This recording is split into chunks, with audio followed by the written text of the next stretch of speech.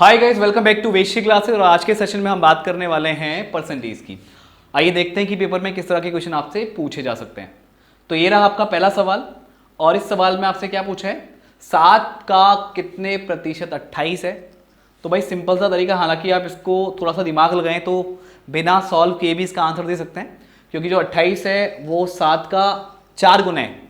तो ये 28 जो है 7 का 400% होगा। अगर ये नहीं समझ पा रहे हैं तो एक बेसिक कैलकुलेशन आपको बताता हूं कि आप कैसे कर सकते हो, ध्यान से समझना। 7 का कितना प्रतिशत 28 है। मान लो 7 का 8% 28 है, राइट। 7 का, सॉरी माफ करना कुछ थोड़ा सा गलत हो गया। 7 का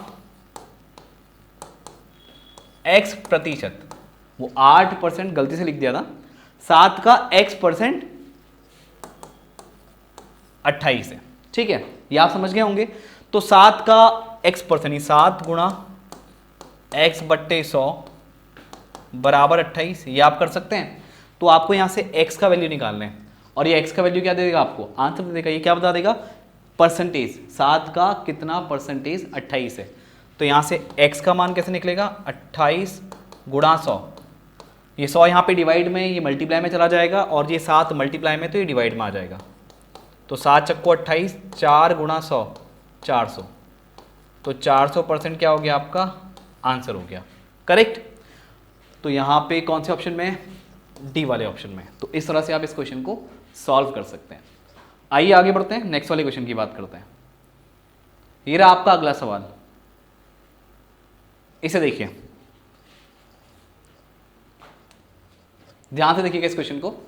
क्या बोला है आपको, यदि 400 का x प्रतिशत, 400 का x प्रतिशत किसके बराबर है, 21 के 400% के बराबर है, तो x का मान आपको निकालना है। ध्यान से समझना, 420 का x प्रतिशत, 420 गुणा x/100 बराबर 21 का 400%। तो 21 गुणा 400/100, बस ये आपको सिंप्लीफाई करना है, फिर आपका आंसर। तो देखो क्या करोगे आप, पहले तो 100 से 100 को काट दो, क्योंकि सब जगह मल्टीप्लाई है, आराम से काट सकते हो आप। अब देखो 21 दूनी 42, 20 भाई, अब 20 से डायरेक्टली काट दो, ठीक है। 21 दूनी 42 है, यहाँ पे 20 है। अब 400 को 20 से डिवाइड करना है, तो 20 × 20 कितना होता है, 400 होता है। तो x का मान कितना आ गया, 20 निकल के आ गया। सिंपल सा सवाल। तो आई होप आपको क्लियर हो गया होगा। और ये कौन से ऑप्शन में, सी वाले ऑप्शन में, ठीक है। आगे बढ़ते हैं, नेक्स्ट वाले क्वेश्चन की बात करते हैं। ये रहा आपका अगला सवाल। अब इसे देखिए, 5/8% प्लस 8/5% प्लस 25/2%, इसका मान कितना होगा। तो देखो परसेंट में जब इसको कन्वर्ट करोगे तो आपको 100 से डिवाइड करना पड़ेगा, इतना क्लियर है। जैसे अगर मैं आपसे कहूँ भाई 5% निकालो, तो 5% का मतलब क्या है, 5/100। तो यहाँ पे हर एक में आप 100 से डिवाइड करोगे, सब में आगे परसेंट लगा है, तो भाई ये तो क्लियर है कि परसेंट लगा हुआ है। अब थोड़ा कैलकुलेशन को आसान बनाते हैं, क्योंकि जितने भी ऑप्शन आप देख रहे हैं वो डेसिमल में, दशमलव में। तो एक काम करते हैं, ये 5/8 को ना मैं एकदम डिवाइड नहीं कर रहा हूँ, मैं नीचे ना कुछ ऐसा नंबर बना रहा हूँ ताकि आसानी से डिवाइड किया जा सके। तो देखो 8 का 100 बनाना थोड़ा मुश्किल है, लेकिन 8 का 200 बनाना बहुत आसान है। 25/200। तो अगर मैं 5/8 को ऊपर नीचे 25 से गुणा करूँ, तो 25 पंजे 125 और 25/200, करेक्ट। और जो 8/5 है, तो भाई 5 से तो बहुत आराम से आप डिवाइड कर दोगे, इसमें कोई दिक्कत की बात नहीं है। 16 पंजे 80 होता है, तो ये सीधे कितना आ गया, 1.6। क्योंकि भाई ऊपर 80 नहीं है, ऊपर 8 है, तो 5 × 5 3 बच गया, ठीक है। पॉइंट लगाओगे 1 के बाद, तो 30 हो जाएगा, 5 × 30। आगे देखो ये भी आसान है, 25 का आधा 12.5 हो गया, ठीक है। अब आपको सभी को पता है कि सब में परसेंट लगा हुआ है, कि जितना भी सिंप्लीफाई करोगे आप, सब में परसेंट है, जितना भी सिंप्लीफाई करोगे इसको, अभी मैंने परसेंटेज नहीं लिया है, बाद में जो भी आएगा उसको 100 से डिवाइड करना है। अब देखो ये आपका कितना आ गया, 125 को जब 2 से काटोगे, समझना, तो ये आएगा 62.5, करेक्ट। फिर नीचे 100 बच गया, तो 62.5 को 100 से डिवाइड करोगे तो 0.625 आएगा, प्लस 1.6 प्लस 12.5। अब इनको आपस में जोड़ लो, इनको आपस में जोड़ लो। तो देखो जोड़ने के लिए भाई सही तरीका यूज करना, वरना कहीं गड़बड़ कर दोगे आप लोग। 12.5 में इसको ऐसे लिख दे रहा हूं, ये 1.6 और ये 0.625। अब देखो नॉर्मली जोड़ना है बहुत आराम से, 5 का 5, क्योंकि यहाँ पे कुछ भी नहीं है, 0 लगा दो भाई, सोचना ही नहीं है।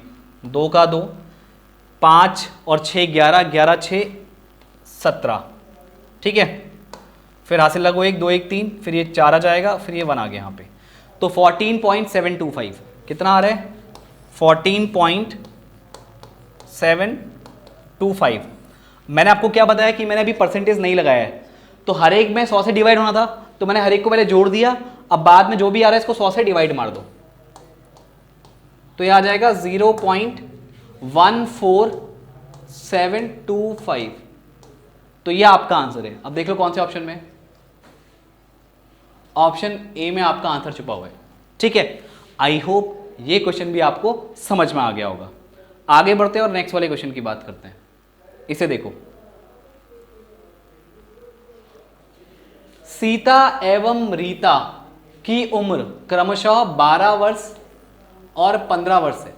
यानी सीता की जो आयु है वो 12 साल और जो रीता की आयु है वो 15 साल।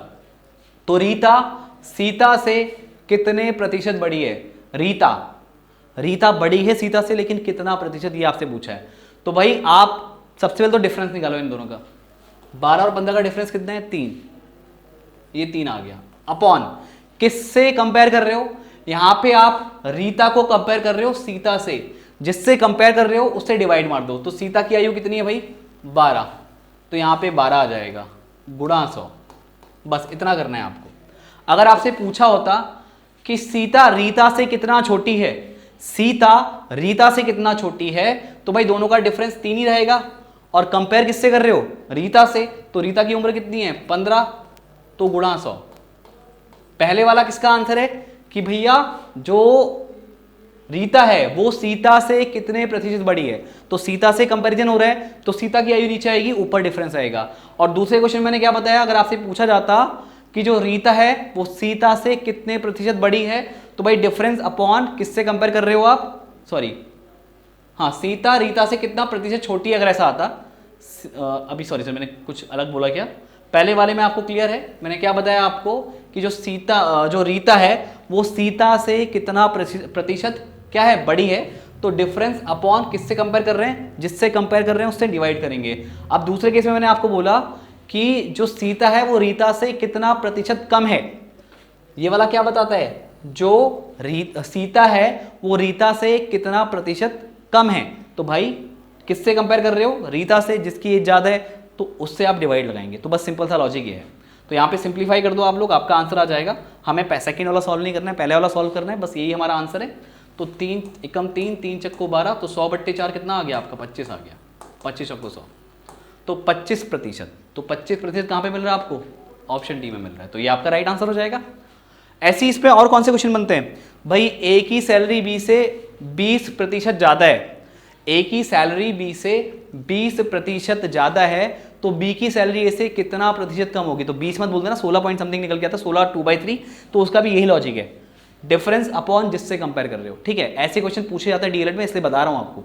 तो ध्यान रखना, डीएलएड के कहीं भी पूछे जा सकते हैं आपका। डीएलएड हो गया, लेक्चर स्क्रीनिंग हो गया, या जो भी आपके अदर एग्जाम्स हैं, जैसे आपका कहीं भी रीजनिंग का पार्ट आता है या कहीं भी मैथ्स का जो बेसिक पार्ट आता है उसमें परसेंटेज है आपका, तो उसमें ऐसे क्वेश्चन भर भर के पूछे जाते हैं। तो ये चीज़ें आपको बेसिक तरीके से पता होनी चाहिए, इसमें ज़्यादा टाइम नहीं लगता। सेकंडों के क्वेश्चंस होते हैं और सेकंडों में ही करने होते हैं।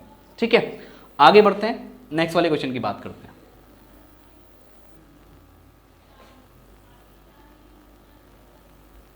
अगला सवाल, अब देखो, एक गांव में 46% महिला, एक सेकेंड रुकिएगा,